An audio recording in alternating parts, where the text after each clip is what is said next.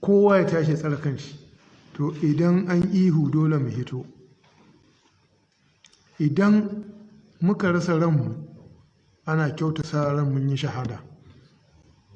Idan aka yi ihu muka shiga karkashin rumbu ko muka nemi wuri muka ɓoye,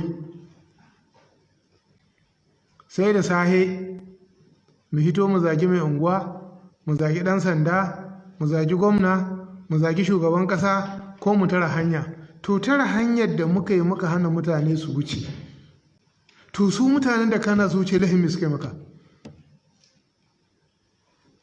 In kai namiji ne lokacin da aka yi kururuwa ka hito mana, da daddare ka ɓoye sai da rana ka zo, wani asibiti za a kai shi, wata hidima ya ɗauko kayan da zai kai kasuwa, in ba kai wurin ba za su lalace. Wani na cikin wani uzuri baka sa abin kirji ba zai ka tara hanya ka ce bai wucewa. To shi laifin mai maka, laifin mai maka,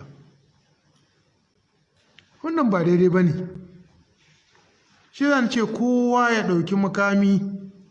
Akwai makami na addu'a, ita ma addu'a sai an mata shimfiɗa, ba wai kai addu'a ka shiga daga kwanta ba. A'a, ko za ka shiga daga kwanta kai addu'a ba sai ka rufe kofa ba, ka sa sakata, ka sa komai, sannan kai addu'a ka ce Allah tashe ka lafiya.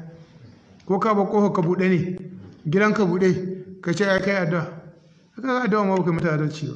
Ko garinku za a ce ga 'yan banga za a sai musu batiri, za a sai musu boot, za a sai musu kaza, ana neman kuɗi miliyan 1, kana da miliyan 10 a gidanka ko miliyan 5, sai ka kawo gudunmuwan naira 500 ko naira 1000, kana kai baka da su, sai radda wani naka ko ɗanka ko mataka ko uwaka suka faɗa hannunsu, sai ka kaito da miliyan 2 miliyan 3, kuma ka ba su sai makaman su zo su sake kama sauran dangin garkuwar kuɗin masu hanshi.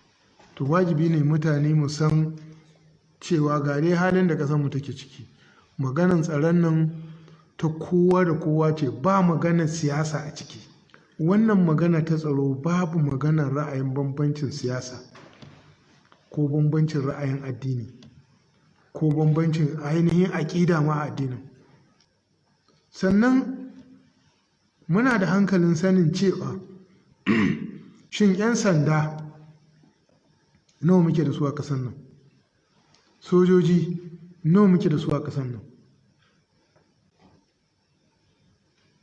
To in muka ce za mu rungume hannunmu, to ashe ma aikin bai yiwa, domin in kowace jiha tana da matsala, kowace ɗan sanda ya koma jihar shi ko kowane soja ya koma jihar da take matsala, to shi kenan al'amuranmu sun lalace nan gaba ɗaya. Yanzu misali, a jihar Katsina baka da 'yan sanda 3000, ka kaddara kana da su, ka kaddara ma mutum miliyan 7 ne a Katsina ba miliyan 8 ba, kana magana duk mutum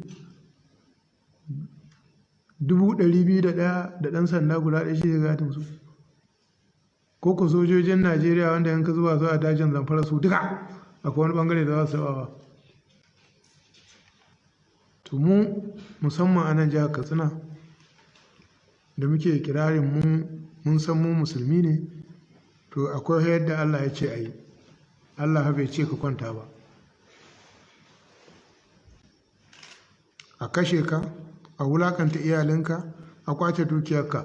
Idan ka rasa ranka a wannan jihadi ne, kuma bai yiwa mutumin banza ya rike makamai a ce mutumin kirki ba zai rike ba. Duk wanda zai iya samun makami ya same shi domin ya tsare kanshi. Ba mu goyi bayan 'yan sa kai ba, domin 'yan sa kai tashi suke daga wani gari su tafi wani gari. 'Yan tsaron gari ko 'yan bijilante garinsu unguwar suke tsarewa, amma bai yiwa mutum ya tashi daga nan Katsina ya ce ya tafi mai aduwa farauta a bandit. Shi mutum mai aduwa mai yake yi? So kowa zai farautar tsaro ya yi a garinsu inda ya sani aka san shi. Wannan shi ne abin shari'a ta da shi, kowa ya tashi tsare kanshi. Wanda duk suka zo da hanyar taimako za mu taimaka masu.